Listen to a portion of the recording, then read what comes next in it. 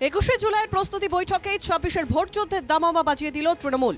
কলকাতার ভবানীপুরে তৃণমূলের মেগা বৈঠকে এবারের 21শে জুলাই সমাবেশে ঐতিহাসিক করার বার্তা যেমন থাকলো, তেমনি আসন্ন বিধানসভা নির্বাচনে রেকর্ড আসনে জিততে এখন থেকে নেতাদের ঝাঁপানোর নির্দেশ দিল দলের শীর্ষ নেতৃত্ব। ভবানীপুরের গীতবিতান থেকেই 2026 সালের নির্বাচনের জন্য বার্তা গেল তৃণমূল কংগ্রেসের তরফে, এবং যে 21শে জুলাই আসছে সেই 21শে জুলাই ঐতিহাসিক রেকর্ড করতে হবে জানিয়ে দিলেন সুব্রত বক্সী, অরূপ বিশ্বাস, ফিরাদ হাকিমরা। তৃণমূলের শহীদ দিবসে ধর্মতলার সমাবেশ নিয়ে বৈঠকে বেশ কিছু পরিকল্পনা নিয়েছে তৃণমূল। 18 থেকে 19শে জুলাইয়ের মধ্যে জেলা থেকে চলে আসবে দলীয় কর্মীরা। তারিখ এগোলে সভাপতি মেসেজ মারফত সবাইকে নির্দেশ দিয়ে দেবেন। নির্দিষ্ট দূরত্বে বাস দাঁড় করানো হবে, সেখান থেকে মিছিল করে সভাস্থলের উদ্দেশ্যে আসবেন কর্মীরা। রেলের তরফে যাতে কোনো সমস্যা সৃষ্টি না হয় সেদিকে বাড়তি নজর থাকবে।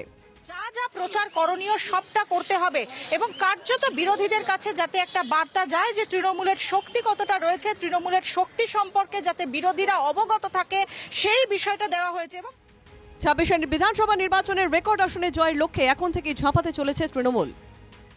আমরা আজকের এই সবাই শপথ নিয়েছি যে 15 থেকে 20 বছরের যে সময়কালে মমতা ব্যানার্জির মুখ্যমন্ত্রিত্ব আমরা দেখব, তা যেন অতীতের সমস্ত পাওয়া আসনের রেকর্ডকে আমরা ভেঙে আমরা 294-এর কাছে পৌঁছতে সক্ষম হই। সে তো বামফ্রন্ট সরে যাওয়ার আগে বিরাট ব্রিগেড করেছিল, আমরা আশা করব সেই ধরনেরই হবে সভা, চিন্তা নেই। এবারের 21শে জুলাইয়ের পোস্টারও ঠিক হয়ে গিয়েছে। এদিনের বৈঠকে পেন ড্রাইভের মাধ্যমে জেলা নেতৃত্বের হাতে তুলে দেওয়া হয়েছে সেই পোস্টারে থাকছেন শুধুই দলনেত্রী মমতা বন্দ্যোপাধ্যায়ের ছবি। অভিষেক বন্দ্যোপাধ্যায়ের সম্মতিতেই এই সিদ্ধান্ত নেওয়া হয়েছে বলেই জানিয়েছেন দল। অভিষেক বন্দ্যোপাধ্যায় নিজেই বলেছেন যে তিনি যেহেতু 21শে জুলাইয়ের কর্মসূচিতে ছিলেন না, যখন সেহেতু 21শে জুলাইয়ের পোস্টারে সেখানে মমতা ব্যানার্জির ছবি থাকছে। এই বছর বাদল অধিবেশন শুরু হচ্ছে 21শে জুলাই থেকে। কেন্দ্রের এই সিদ্ধান্তে তীব্র আপত্তি তোলা হয়েছে তৃণমূলের তরফে।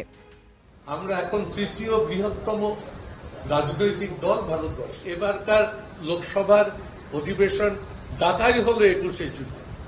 21শে জুলাই আমাদের কোন সাংসদ না লোকসভায় না রাজ্যসভায় কেউ উপস্থিত থাকবে। এবারে 21শে জুলাই সমাবেশকে তৃণমূল যে শক্তি প্রদর্শনের মাধ্যম হিসেবে ব্যবহার করতে চলেছে তাতে সন্দেহ নেই।